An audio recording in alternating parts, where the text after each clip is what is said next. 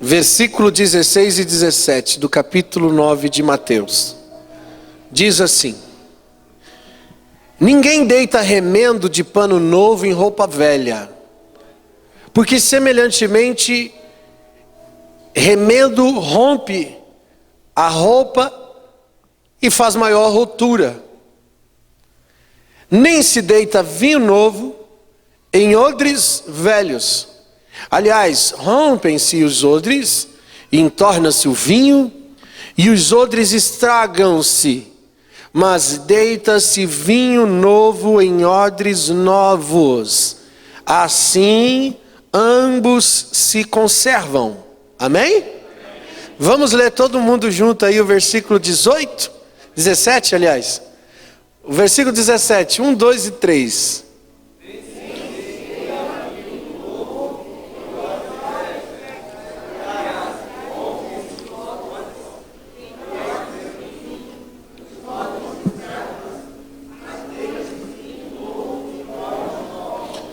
Assim ambos se conservam. Amém? Glória a Deus. Feche a sua Bíblia, vamos orar. Espírito Santo, nós entregamos a nossa vida nas tuas mãos, o nosso coração diante do teu altar. Uma vez mais nós te pedimos que o Senhor fale conosco, que não seja eu a falar, Jesus, mas que seja o teu Espírito a ministrar o nosso coração. Fala conosco, nós recebemos. Senhor, o meu ouvido tem ouvido a sua voz. Fala, Senhor, porque o teu servo ouve. Nós queremos te ouvir. Fique à vontade, Espírito Santo. Flua em nosso meio através da tua santa palavra, em nome de Jesus. Amém e amém. Você pode sentar-se, fique à vontade, em nome de Jesus. Amém? Glória a Deus. Aleluia. Irmãos, eu quero falar sobre transformação nessa noite. Nós estamos na nossa série Subindo de Nível. E esse subindo de nível é subindo de níveis espirituais. Posso ouvir um amém? E transformação é a túnica do Evangelho. Na verdade, é o objetivo central de Deus para as nossas vidas, é a transformação. Nós somos a única coisa da criação que está inacabado. O ser humano ainda não está preparado. Quando a Bíblia diz, quando Deus diz através da sua palavra que aquele que começou a boa obra é fiel e justo para terminar, Ele não está falando de coisas, Ele não está falando de circunstâncias na sua vida. Ele está falando de nós. Aquele que começou a boa obra. Que obra? Eu, você. Nós somos a maior obra de Deus. Tudo que existe, existe por nossa causa. A terra existe por nossa causa. O ar existe para que respiremos. A atmosfera, as estrelas, o sol, tudo que Deus criou, tudo que Deus formou, Ele formou por causa do homem. E se você prestar atenção em toda a criação de Deus, tudo que Deus criou, uma coisa depende da outra coisa. Nada é suficiente sozinho. A água precisa do ar, do oxigênio para que os animais, os peixes sobrevivam. O ser humano precisa da água, precisa do ar para respirar e sobreviver. A planta precisa da terra, que precisa da água. Perceba que uma coisa precisa da outra para que continue coexistindo. Tudo que Deus criou está ligado nele mesmo. A Bíblia diz que tudo que Deus fez reflete Ele mesmo. Todas as coisas criadas refletem o Criador. Mas o homem, desconectado de Deus, por causa do pecado, ele deixou de refletir o Criador. E houve então uma paralisação na obra sobre a vida do homem.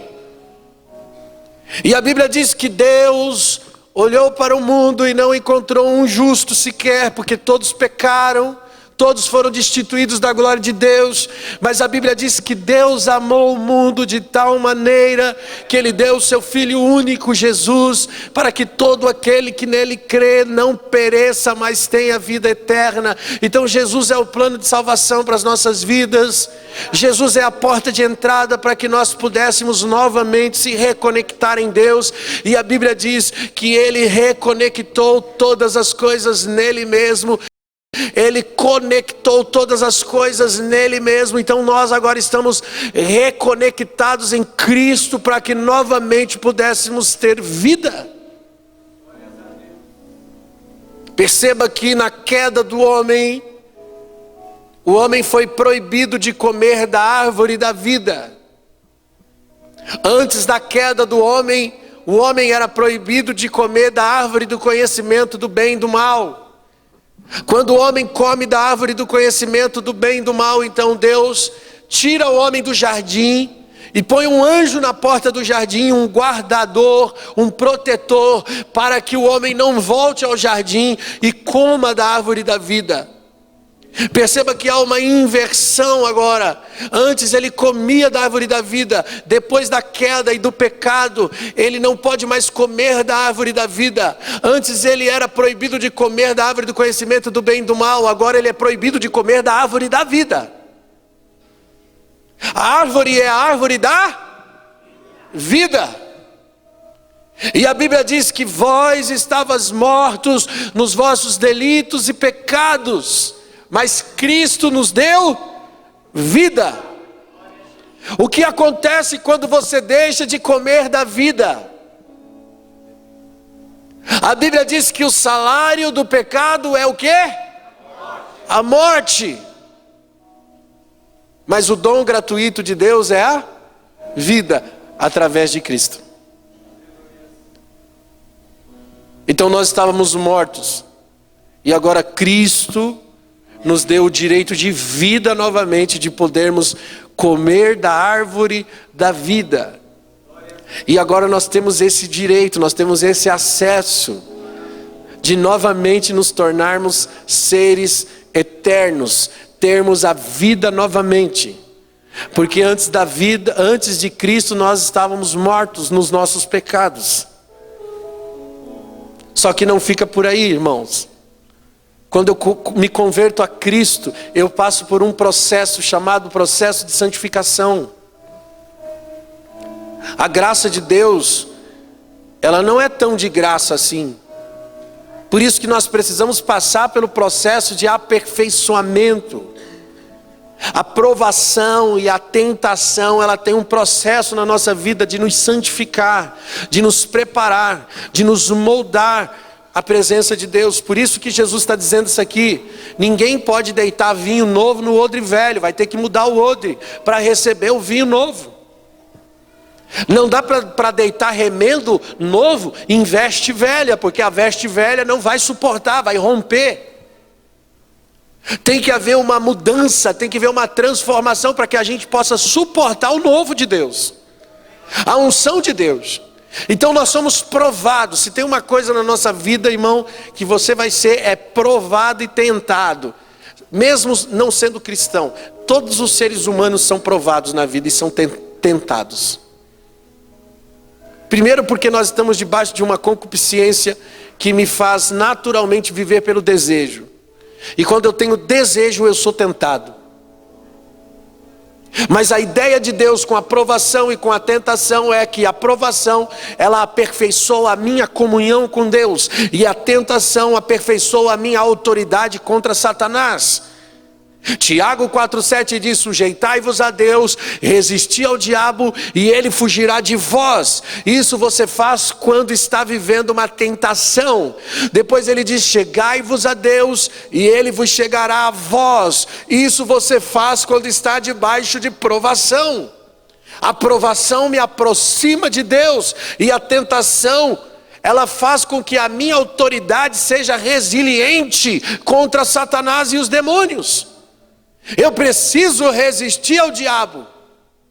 Aí no versículo 9 ele diz: sintam as vossas misérias, lamentai e chorai, converta o vosso riso em pranto, a vossa alegria em tristeza, humilhai-vos perante o Senhor e Ele vos exaltará. O que ele está dizendo? Essa é a forma de você identificar o que é provação e o que é tentação na sua vida. Sentir as misérias, lamentar e chorar, converter alegria em tristeza, significa ter reconhecimento da nossa incapacidade e da nossa incoerência. Humilhar-se perante o Senhor significa reconhecer a nossa dependência de Deus. Jesus morreu na cruz para você vencer. Tem gente que pensa que Jesus morreu na cruz, que Jesus venceu na cruz para a gente deitar na rede e tomar uma aguinha de coco e ficar de boa na lagoa, porque Jesus já venceu por mim, eu já sou vitorioso. Irmão, a graça não é de graça. A graça que é de graça transforma-se em desgraça. A graça é só a oportunidade que você tem de fazer a coisa certa e então passar pelo juízo de Deus com a consciência limpa. A Bíblia diz que todos nós vamos comparecer ante o tribunal de Cristo e vamos prestar conta daquilo que tivermos feito por intermédio do corpo, bem ou mal. Se a graça me desse total direito e liberdade, não teria tribunal. Mas se tem um tribunal, vai existir um ajuste de conta. Sabe o que a graça me fez? A graça me deu um direito de um tribunal. Porque antes da graça, eu já estava debaixo de juízo e condenação. Eu estava morto nos delitos e pecados. A graça me deu um tribunal. A graça não me deu liberdade. A graça me deu um direito de julgamento. Agora eu tenho acesso ao tribunal. Eu posso comparecer perante o tribunal. Isso é a graça de Deus. A graça é como o mapa do tesouro. Você ganha um mapa de Deus e agora você tem que gastar a sua vida nas descobertas dos tesouros de Deus. Isso é graça. Eu tenho que me posicionar diante da graça. Eu tenho que saber que cada ação, cada pensamento, cada atitude, cada movimento, tudo isso vai contar diante do tribunal de Cristo. E se eu gastar a minha vida para encontrar os valores de Deus, os tesouros de Deus, porque eu recebi o mapa. O mapa se chama Espírito Santo, que vos guiará no caminho da verdade e da justiça, que convencerá o homem do pecado, da justiça e do juízo. Eu tenho um mapa. E através do mapa eu encontro os tesouros de Deus, porque a Bíblia diz que pelo Espírito nós podemos penetrar até mesmo nas profundezas de Deus. E isso é descobrir os tesouros de Deus. Isso é graça. Hebreus 10:11 diz que todo sacerdote se apresenta dia após dia para ministrar e oferecer muitos sacrifícios, e muitas vezes sacrifícios que não pode tirar pecados, mas Jesus, havendo oferecido, aleluia, um único sacrifício pelos pecados, ele se assentou para sempre à direita de Deus. Olha aqui, vírgula, daí por diante ele está esperando até que os seus inimigos sejam postos por escabelo dos seus pés. Pensa comigo. Hebreus 10:11 está dizendo que Jesus se fez sacrifício uma única vez por todos os pecados. Depois se assentou à direita de Deus, vírgula, daí por diante está esperando. Ele está fazendo o quê? Ele está fazendo o quê? Esperando até que os inimigos sejam postos por escabelos dos seus pés. Espera aí, vamos entender aqui. Então Jesus, ele não venceu, ele se assentou e está esperando os inimigos serem colocados debaixo dos seus pés. Por que que ele não põe os inimigos debaixo dos seus pés? Por que que ele está assentado esperando? Porque quem tem que colocar os inimigos por escabelo dos seus pés é você e eu. Ele está esperando você e eu fazer isso. Por isso Marcos 16:17 diz: eis que vos dou poder e autoridade para expulsar demônios, para curar os enfermos, para, se beber bebida mortífera, não te acontecerá dano, se for mordido por serpente, escorpião, não te acontecerá nada. Eu vos dou poder, eu vos dou poder. Ele deu poder e autoridade para você fazer isso. Então quem vai colocar os inimigos por escabelos dos pés de Jesus é você. Ele só está esperando você. Essa é a nossa função. Por isso a graça não é de graça. Por isso o reino de Deus é conquistado à força.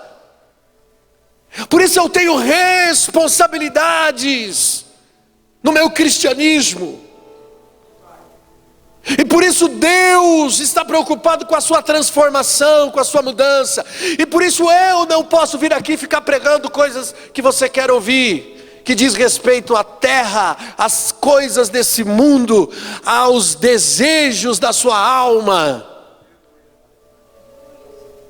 Nós vivemos um evangelho segundo Paulo, que se aperfeiçoa na fraqueza, na angústia, na perseguição, na injúria, se aperfeiçoa na necessidade. Ele disse: quando estou fraco, é que sou forte. A Bíblia diz que Deus não opera na nossa força, Deus opera na nossa fraqueza.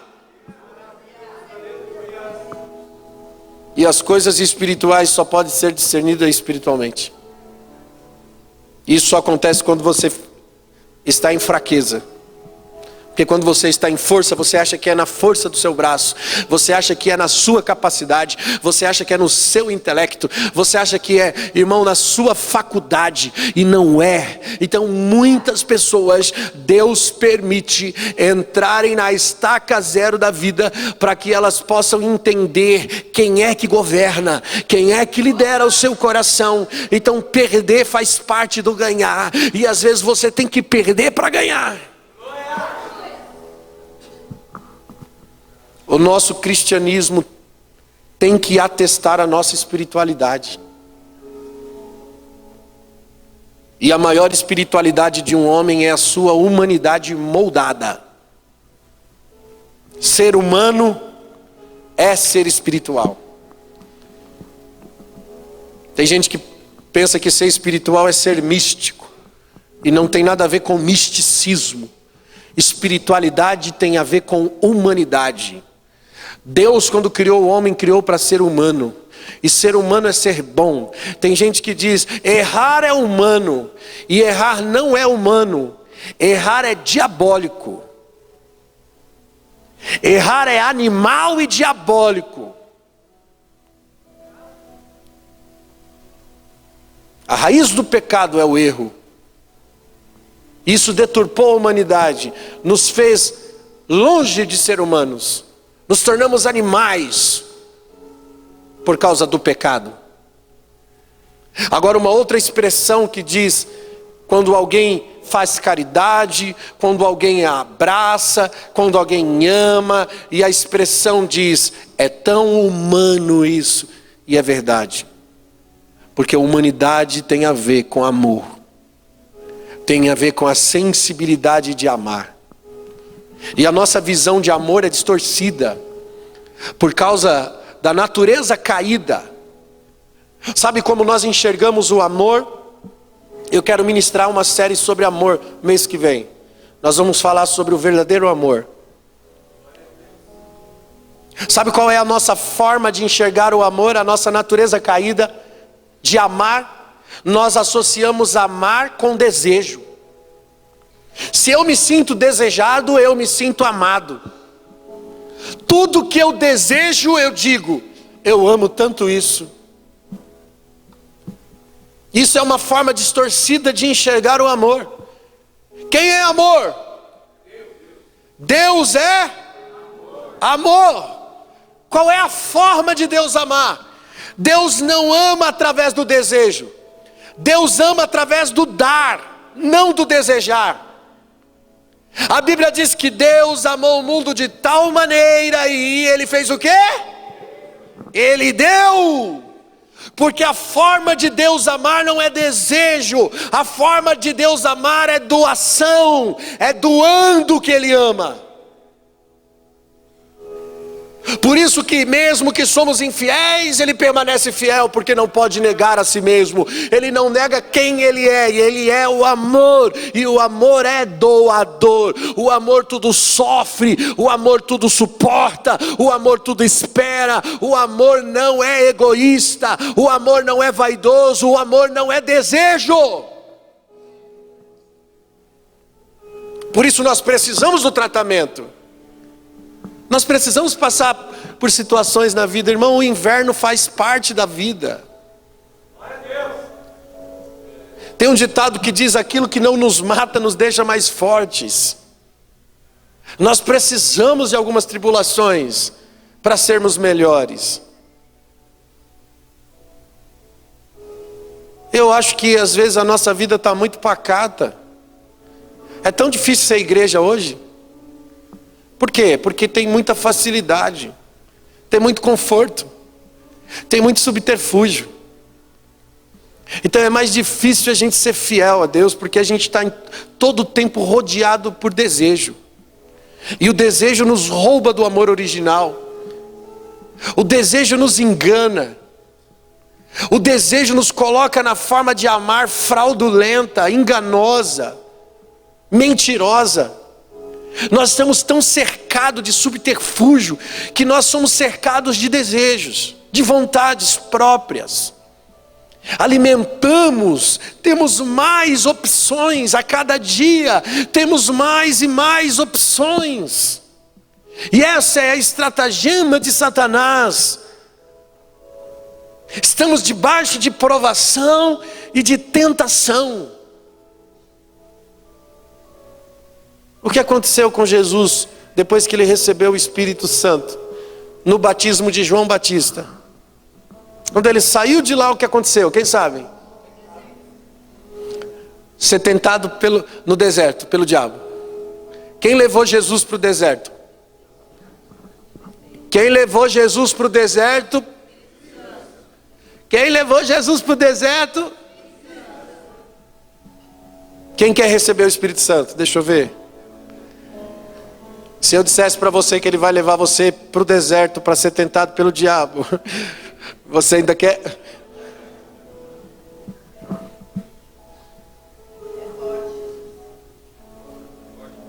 Faz parte do processo.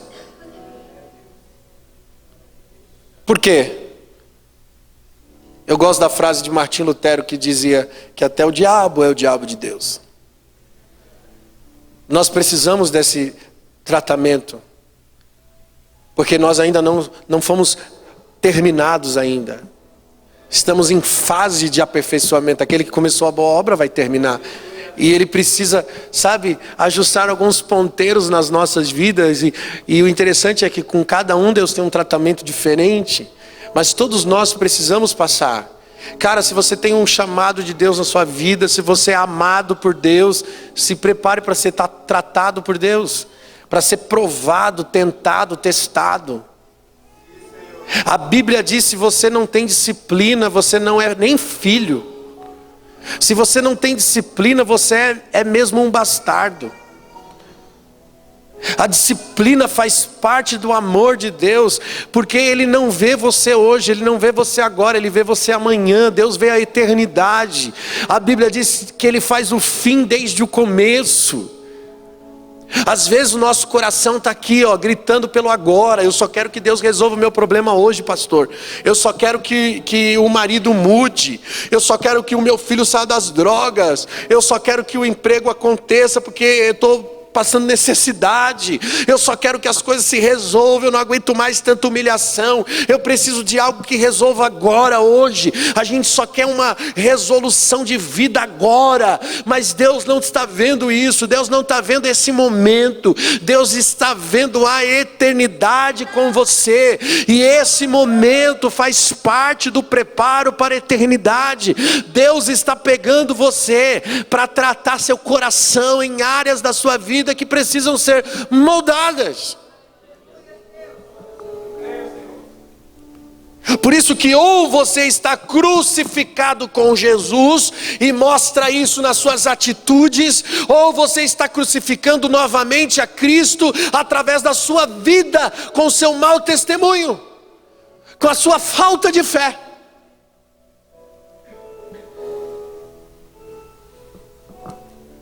A igreja fala muito de unção e fala muito pouco de caráter.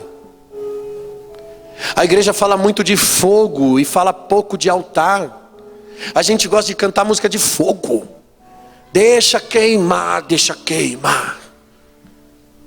Por que a gente não canta, eu quero o altar, cadê o altar? A gente gosta do fogo, não do altar. Irmão, o vinho novo tem que ser derramado sobre odre novo, para que ambos se conservem. A gente fala muito de vinho e fala pouco de odre. Muito fogo e pouco altar. Levítico 6,13 diz que o fogo arderá continuamente sobre o altar. Não adianta ter fogo se não tem altar. O altar vem primeiro que o fogo. Do que adianta eu ser cheio do Espírito Santo na igreja se eu não tenho um altar? É vago, é vazio, é oco, não é real, não sustenta a unção. Vou dizer uma coisa para você, é um perigo você estar em uma igreja que prega uma palavra relevante. Porque você pode estar recebendo uma carga de unção, e se você não posicionar a sua vida de acordo com aquilo que você está absorvendo, você pode entornar. Porque o vinho novo precisa de um odre novo.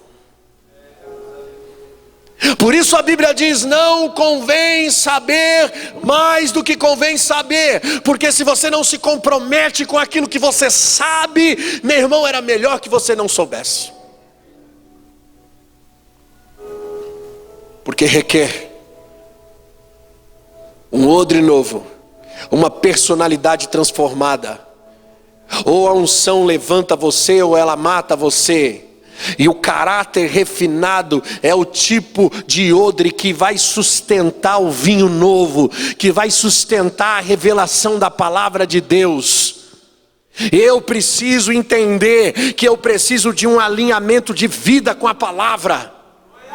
Não adianta a gente sair daqui falando bonito, dizendo, uau, eu tenho visão de reino, eu conheço a verdade, nós somos diferentes. Se isso não se manifestar na sua vida, se isso não for coerente com o seu modo de viver. Há 40, 30, 40 anos atrás, nós não tínhamos muitos livros sobre casais. Nós não tínhamos muitos livros de aconselhamento familiar.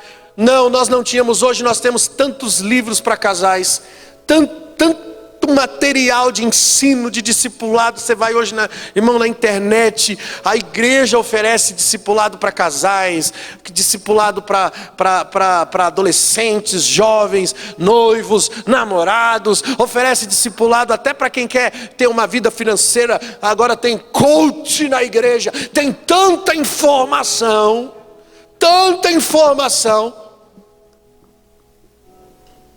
mas a vida não muda. Piora. Há 30, 40 anos atrás tinha menos divórcio do que hoje. Mas nós temos mais material e conhecimento hoje. Por que essa incoerência? Porque não se trata mais do quanto sabemos. Se trata do quanto nós manifestamos aquilo que sabemos. Vivenciamos aquilo que sabemos. Não adianta sabermos se não vamos manifestar o que sabemos, se não vamos viver o que sabemos, se não vamos aplicar o que sabemos. Eu posso sair daqui dizendo: Deus falou comigo, amém, eu recebo essa palavra. Mas se eu não me esforçar a vivê-la dessas portas para fora, vai entornar. Porque você está recebendo o vinho novo em odre velho. Irmão, Saul foi vítima da própria unção. É um odre velho destruído pela unção. Saul, quando foi chamado, ele recebeu o Espírito de Deus. Ele profetizou debaixo da graça do Espírito Santo. Mas ele ainda era um odre velho. Amou mais o trono do que o altar. Aleluia. E foi morto, foi destruído. Porque o vinho novo vai exercer uma pressão sobre a sua vida. Por isso que a unção de Deus, a glória de Deus, ela requer uma personalidade consistente, uma personalidade que seja coerente com a revelação. Eu tenho uma revelação que é coerente com a minha vida, então eu estou preparado para exercer. Davi dizia no Salmo 119: desfalece a minha alma, esperando pela tua salvação, mas espero na tua palavra. Ele diz: os meus olhos desfalecem pela tua palavra. O Senhor dizia, ele dizia ao Senhor: quando me consolarás tu? Pois eu estou como o odre na fumaça, contudo não me esqueço dos teus estatutos. Sabe, irmãos, Davi aqui está sendo tratado por Deus. Quem conhece a história de Davi sabe que ele era um adorador. Davi era um homem de Deus, mas era homem. E como homem ele foi falho, como homem ele cometeu muitos pecados na sua vida. E nesse Salmo 119 é um clamor de Davi, porque ele estava vivendo um tratamento de Deus. Esse é o maior salmo na Bíblia. Davi preencheu o Salmo 119 com muitas palavras, porque ele estava realmente vivendo dentro de um lugar de tratamento de Deus. E ele está dizendo aqui, mesmo nesse tratamento, ele não se esqueceu da promessa. Ele está dizendo: Senhor, a minha alma desfalece, eu estou esperando na tua salvação, mas eu espero na tua palavra, eu acredito na sua promessa. Eu quero dizer para você nessa noite que Deus não esqueceu da promessa, da palavra que Ele estabeleceu sobre a sua vida. Deus não tem amnésia, Deus não esquece. Então, por favor, seja como Davi, espere na palavra. Ele diz: eu estou como um odre na fumaça. Quem sabe o que é um odre? Aliás, quem não sabe? Pastor, não sei o que é um odre. Você está falando odre aí? Não sei, dá um sinal com a mão, deixa eu ver. Odre é uma bolsa de couro que eles usavam para carregar água no deserto e para carregar vinho. E essa bolsa de couro, feita de couro de animal, quando se fabricava o odre e se costurava o odre, a pele de animal, esse couro, para ele perder o cheiro de carniça, para ele perder o cheiro da carne, para ele perder o cheiro ruim, ele ficava defumando no meio da fumaça. O odre tinha que ficar na fumaça, defumando, para que a fumaça tirasse do odre o cheiro da carniça. Davi faz uma comparação com a vida dele. Eu sou um odre que está no meio da fumaça. Ele está dizendo: eu estou aqui defumando na glória de Deus, para perder o cheiro da carniça, carniça, meu irmão. O odre precisa passar pela fumaça para perder o cheiro de carne. Isso é tratamento de Deus. A igreja não pode mais cheirar carne. Chega de sensualidade na igreja, gente. Sabe, às vezes as pessoas se olham, se cobiçam dentro da igreja, se desejam dentro da igreja, depois pulam, dançam e chamam isso de avivamento. A pessoa está no pecado e ela diz: eu estou com um probleminha. Não é probleminha não, o problema você resolve lá na aula de matemática. Não chame pecado de problema, pecado é pecado, problema é problema. Carne é carne, e carne precisa passar pela fumaça da glória para ser tratado e perder o cheiro de carne. É um odre novo que vai suportar o peso da presença, da glória e da revelação de Deus. O odre novo conserva e amadurece a unção. Tanto conhecimento, e a gente está tendo tanta revelação, tanta profundidade nas escrituras, tanta informação, mas a nossa vida não acompanha a revelação. O odre não está coerente com a revelação, com a unção, com a glória que a palavra pode revelar na sua vida, e isso é um perigo. Quando é que eu sei que eu estou vivendo um odre novo? Quando o seu estilo de vida é quebrantado. Quando o seu estilo de vida é humilde. É humilde,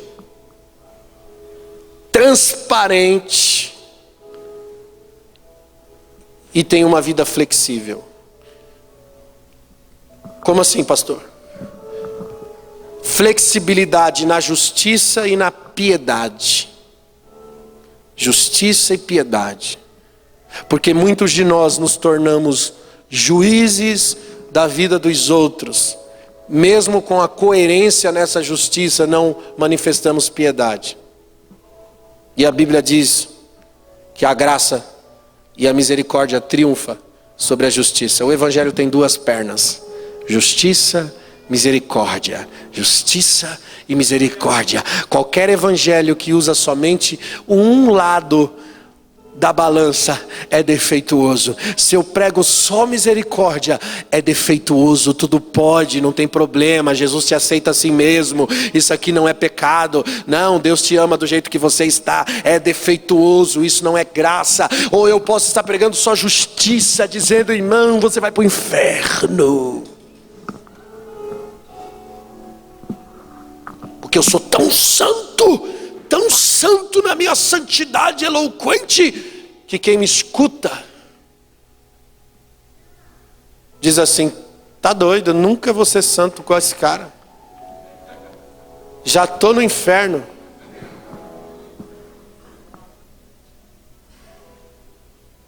A religiosidade é a maior arma estratégica de Satanás.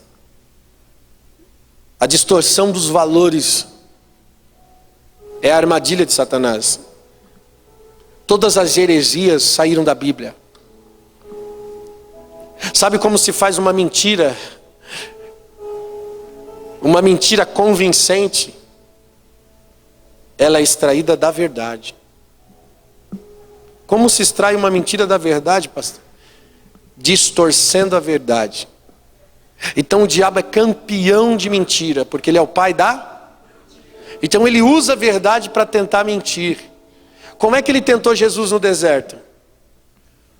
Usando a Bíblia, usando a palavra. Porque está escrito: dar a ordem aos teus anjos. Ele estava tentando manipular Jesus. E Jesus usava a palavra também: pois também te digo, está escrito, não tentarás o Senhor teu Deus. Está entendendo? Irmão, deixe a glória de Deus preparar você, vá para a fumaça. Você já percebeu que as áreas que a gente não tem problema, a gente é duro com as pessoas? Você olha aquela pessoa passando por aquilo que você não tem problema com aquilo. Você nunca teve dificuldade com aquilo. E aí você julga porque você é forte naquela área.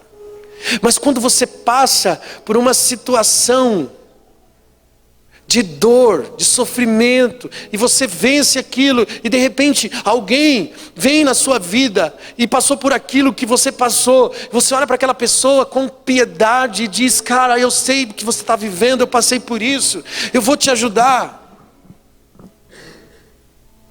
Por isso às vezes Deus precisa que você passe por algumas coisas. Você só é quebrantado se primeiro você for quebrado. Você só vai ficar humilde se primeiro você for humilhado. Você só vai ser transparente quando você é descoberto. Tem coisa que Deus permite que venha à tona, para você aprender o valor da transparência. Tem coisa que vai vir, irmão, vai vir no noticiário, vai aparecer na primeira página do jornal, da TV, vai bombar, vai viralizar, vai ser um escândalo para você, mas vai ser um tratamento.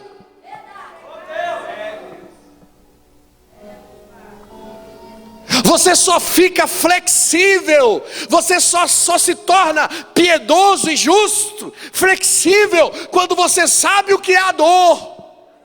A dor precisa vir para você se tornar flexível. Eu era um pastor mais duro.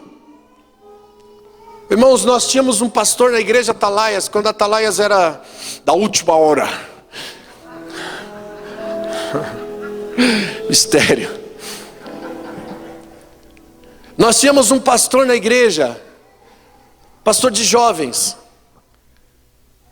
E veio uma situação que veio à tona, ele estava tendo um caso com uma das jovens.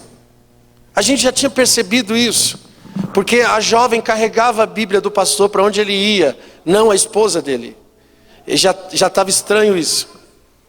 E de repente, ele quis acabar com aquela situação, aquele caso que ele estava tendo com aquela jovem. E o que acontece quando você termina com a amante? Vingança. Quem me viu passar na prova não me ajudou.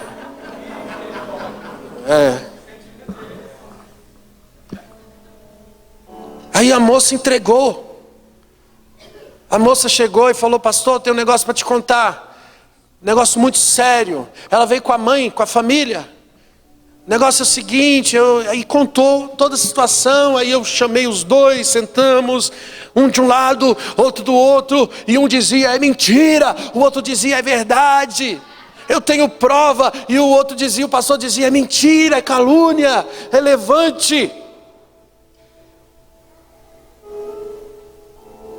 Aí eu falei: gente, eu não posso, a Bíblia diz que eu tenho que ter testemunha de acusação contra presbítero. E aí eu super crente naquela época, tipo, irmão, crente Highlander.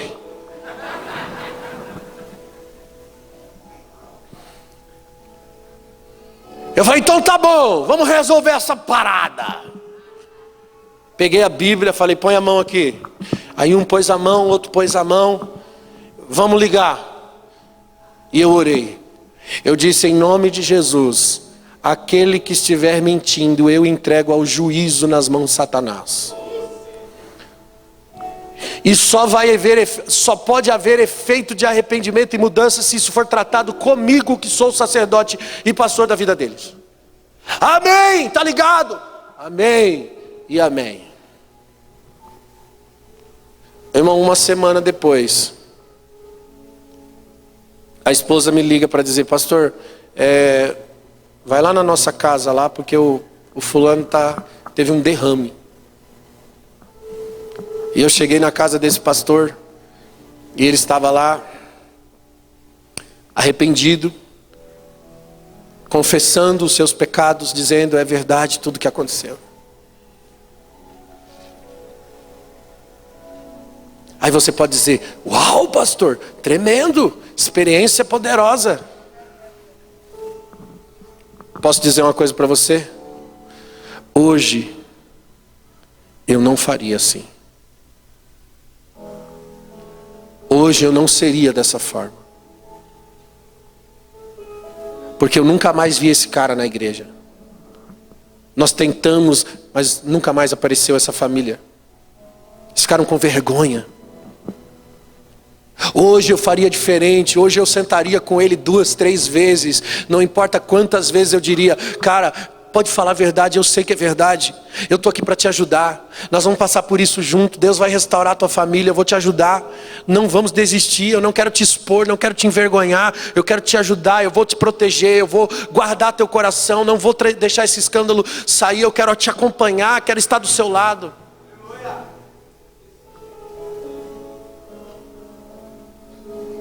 Eu também passei pelo tratamento de Deus para entender a flexibilidade da dor, do sofrimento. Irmão, tem coisas que nós precisamos viver na nossa vida para aprender. Isso é uma escola de Deus. Hoje eu posso ser muito melhor como pastor do que antes. Hoje eu posso sentar para aconselhar e para amar e entender as dores das pessoas e encontrar um caminho de saída muito melhor do que antes, com o tribunal da santidade no meu peito. Cara, ninguém é bom. Ninguém é bom. Todo mundo é farinha da mesma farofa. Sabe por que você comete erros diferentes dos meus? E você comete erro diferente dos outros? Porque você tem uma vida e eu tenho outra. Você tem uma e outra. E quem diria que se você estivesse vivendo a minha vida, no meu lugar, se a gente trocasse de alma, pulasse de corpo, quem diria que você seria melhor que eu no meu lugar? Não, a gente é ruim, porque a nossa natureza é caída. Mesmo crente, mesmo pastor, mesmo pregador, mesmo cheio do Espírito Santo, a gente tem que lutar contra a nossa velha natureza. Receber o Espírito Santo é uma coisa, mantê-lo vivo, aceso, depende de altar. Receber o fogo você pode receber agora, receba fogo, mas para o fogo permanecer tem que ter altar. E altar fala da minha vida, altar fala da minha persistência, altar fala da minha renúncia, altar fala da minha santificação, do meu esforço. Altar fala de permanecer, fala de uma permanência, e isso requer esforço. Então não adianta receber fogo se não há permanência no altar. Todos os dias eu tenho que dar uma olhada no meu altar. Todos os dias eu tenho que dar uma limpada no meu altar. Todos os dias eu tenho que rever as pedras do meu altar. Todos os dias eu tenho que estar diante do meu altar para ver se o altar está digno da unção, se o altar está digno da palavra que eu carrego, se o altar está coerente com a verdade que eu absorvi. Odre novo, para receber vinho novo.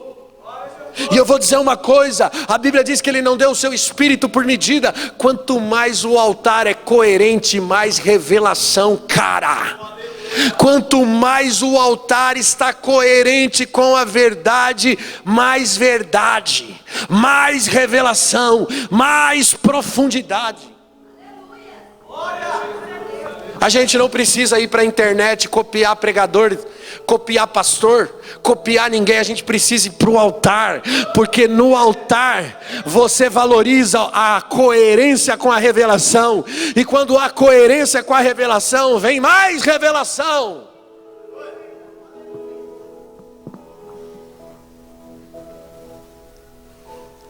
Davi diz no versículo 82 do Salmo 119: os meus olhos desfalecem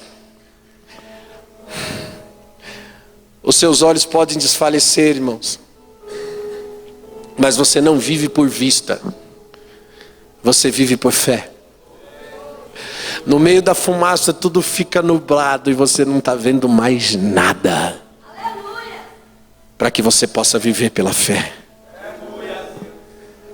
Eu quero dizer para você nessa noite, Deus está no controle de tudo na sua vida.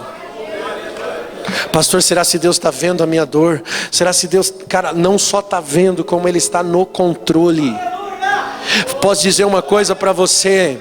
Isso aí é de propósito, porque Deus tem um propósito.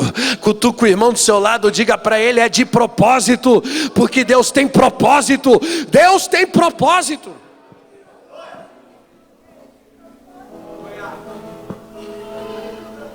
Fica tranquilo, Ele está no controle. Tudo que Deus criou lhe obedece até hoje. Ah, meu irmão, a terra nunca saiu da órbita. O homem que está desconectado do Criador está andando fora da órbita de Deus. Mas tudo que Deus fez está no controle. No versículo 89 e 91 do Salmo ele diz: para sempre, ó Senhor, a tua palavra está firmada no céu, a tua fidelidade se estende de geração em geração. Tu firmaste a terra, ela está firme, ela permanece conforme a tua ordenança. Tudo se mantém até hoje, porque todas as coisas obedecem à tua palavra. Deus está no controle de todas as coisas. Salmo 19, 1 e 2 diz que os céus proclamam a glória de Deus, o firmamento anuncia as obras das suas mãos. Um dia faz declaração a outro dia, uma noite faz declaração a outra noite. A natureza glorifica o Criador, a terra proclama a glória de Deus, mas o homem desconectado de Deus envergonha. Enquanto a terra declara a obra das suas mãos, o homem a destrói.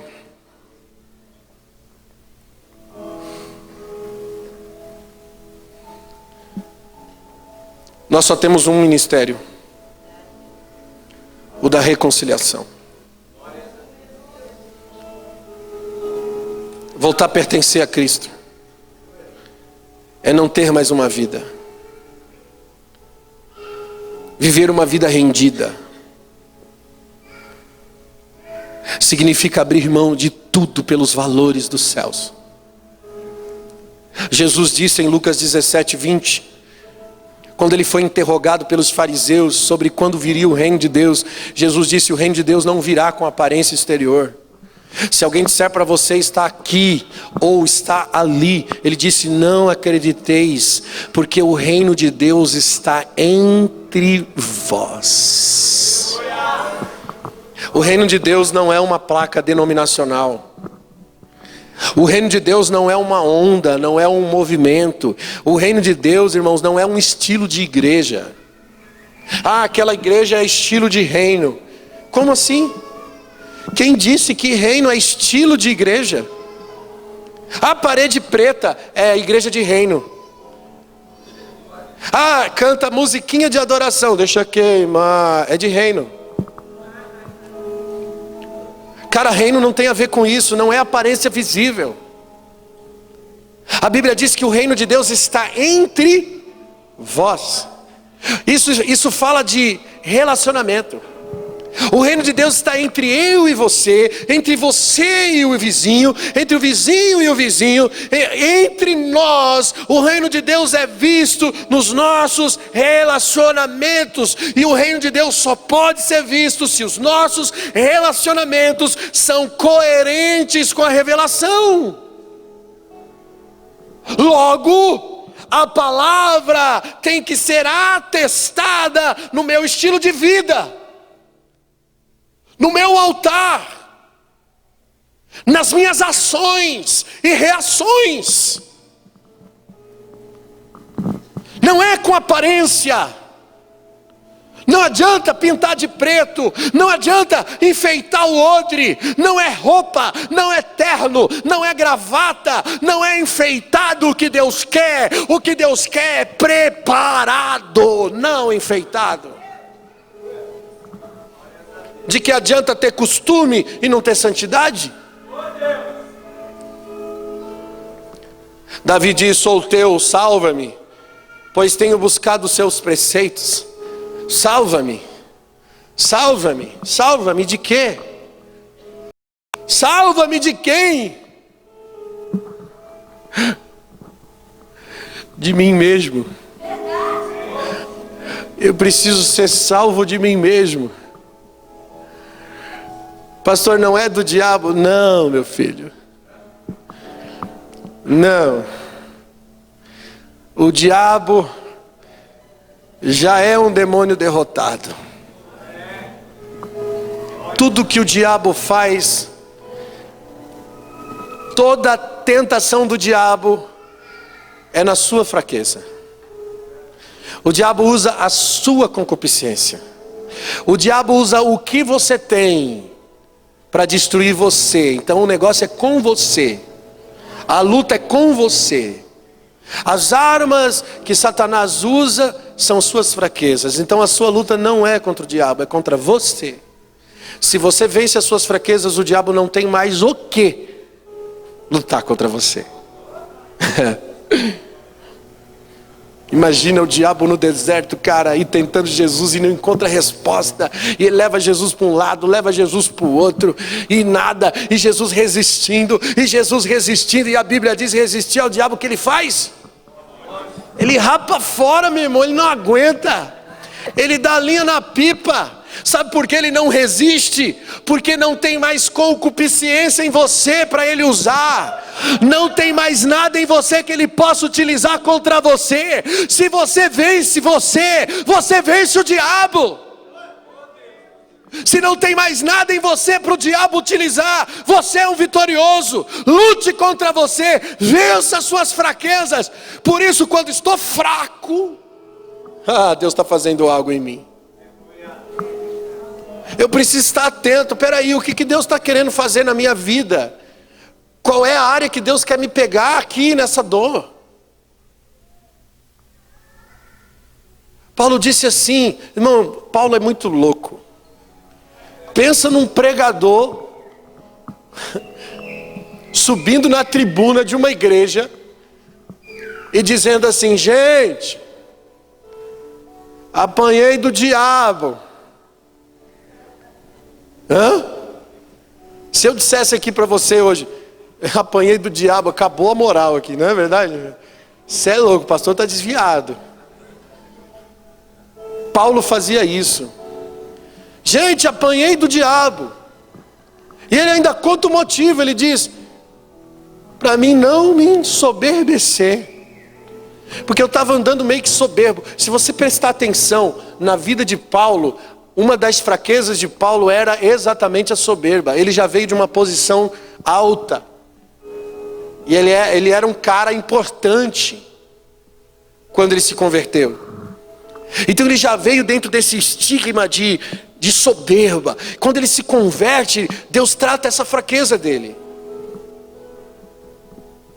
Por isso ele começa batendo no peito, dizendo: eu sou apóstolo. No meio do caminho ele diz: eu sou o menor dos apóstolos. No fim da sua vida ele diz: já não sou digno de ser chamado apóstolo.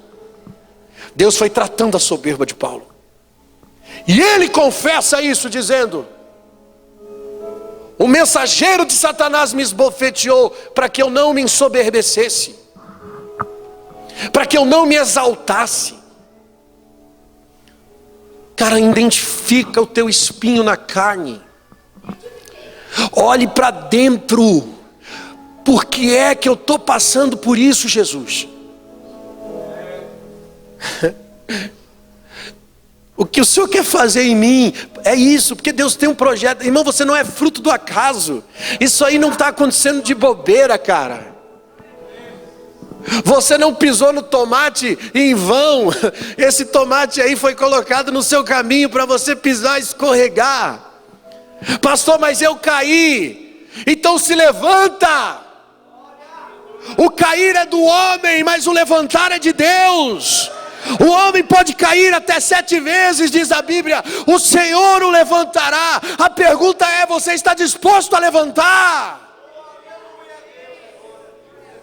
Quer subir de nível? Resiliência. Não desista, seja um lutador, entenda o plano de Deus em tudo isso. Peça perdão, se tiver que pedir perdão. Se o caminho é restaurar, o que tiver que restaurar, restaure. Siga as ordenanças, siga a cartilha da palavra de Deus. Se tiver que dar a outra face, dê. Se tiver que andar a segunda milha, ande. Se tiver que dar a capa, a túnica, dê. Mas faça o que tiver que ser feito. Entenda, descubra o significado dessa dor, o significado dessa provação na sua vida. Deus quer extrair algo de você. É o seu altar que Ele está preparando.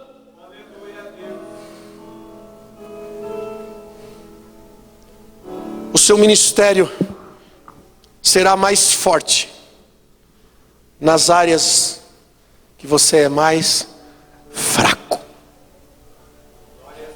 Se dedique ali. Qual que é a área da minha fraqueza? É ali que você será um canal de Deus. Se deixe ser moldado, tratado. Se torne um aprendiz de Deus. Deixe o Espírito Santo ser o professor. Aleluia. Aleluia, deixa Ele salvar você de você mesmo. Aleluia. Irmão, se eu tenho um Deus que é maior que tudo, a minha vontade não pode ser maior do que Ele na minha vida. Eu tenho que me submeter, eu tenho que me render à sua vontade. Deixe que a palavra guie você. Provérbios 4:25 diz: pondera as veredas do meu pé, para que eu ande seguro em teus caminhos. Permita que a palavra de Deus pondere as veredas dos seus caminhos, para que haja segurança. Se humilhe, se entregue e entregue tudo ao senhorio de Jesus. Salmo 116, no versículo 12, o salmista Davi diz: o que darei a Deus por todos os benefícios que Ele me tem feito? Dê a Deus o que Ele ainda não tem. O que Deus não tem, pastor? Deus é dono de tudo. Ele é dono do ouro, Ele é dono da prata. Ele faz os céus uma cortina, Ele põe sobre as águas os vigamentos, Ele estabelece reis e tira reis. Ele é dono do universo. Ele chama as estrelas pelo seu nome. Não há nada que Ele não tenha, mas há uma coisa que Deus não tem e Ele pode ter de você: a sua vontade, os seus desejos. Renda a Ele. Essa é a única coisa que Ele te pede. Filho, dá-me o teu coração. Essa é a mensagem de Jesus. Negue-se a si mesmo, dê para mim. A única coisa que Deus não tem, a sua vontade. Renuncie-se a si mesmo e dê para Deus. Abre mão das coisas. Isso te santifica. Isso te prepara. O diabo já foi vencido na cruz. Agora a obra de Deus é transformar o nosso coração. Agora a obra de Deus é nos salvar de nós mesmos. Essa é a obra de Deus. E assim, irmão, o nosso maior desafio não é o diabo. O nosso maior desafio somos nós mesmos. Entenda isso, por favor. Quando você entende isso, você vence o diabo. Você vence todas as coisas na sua vida. No lugar de ficar dando a culpa para o diabo. É culpa do diabo, cair no laço do diabo. Pastor, foi o diabo. Foi o diabo em parceria com você no comando.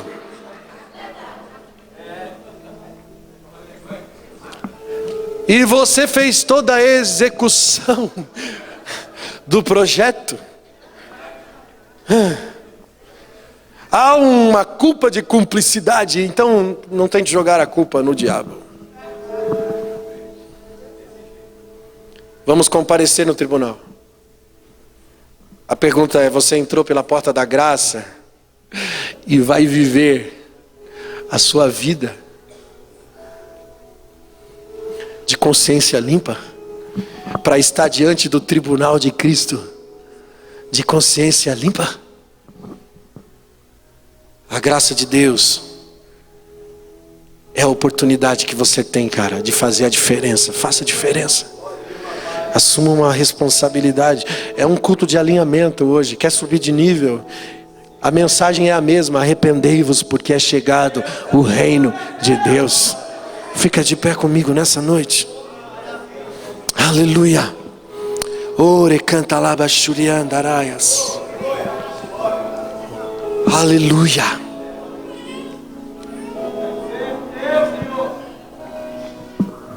Ei, calabastoria. Feche os teus olhos, irmão. Dê uma resposta para essa palavra. Eu não preciso nem convidar. Você, irmão, que quer reatar um pacto com Deus, sai do teu lugar, vem aqui para o altar. Você que quer um tempo de transformação com Deus, você recebe essa palavra: pastor, tô precisando disso, isso foi para mim hoje. Eu quero um altar novo. Eu quero um odre novo. Oh. Quem quer ouvir Deus falar? Jeremias 18 diz: desce à casa do oleiro, então te farei ouvir a minha palavra. E se o vaso de barro se quebrar na mão do oleiro, farei dele outro vaso. Deus só fala onde Ele pode quebrar. Deus só fala onde Ele pode moldar. Se disponha nas mãos do oleiro. Diga a Deus: vem, me amassa, me molda, me quebranta, me quebra. Me humilha para que eu me torne humilde. Me quebre para que eu me torne quebrantado. Oh Pai.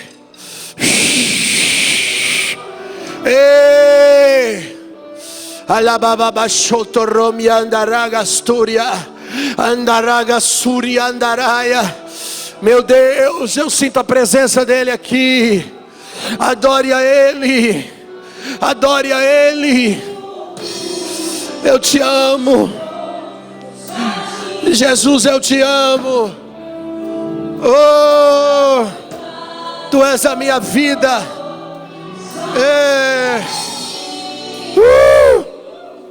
Céu perverso.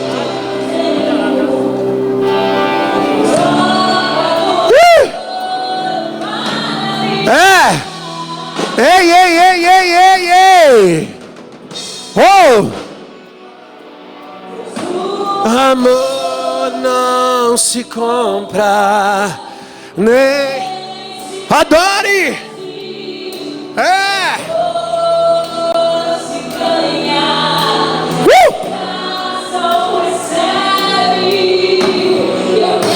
Seja abraçado pela presença do Espírito Santo.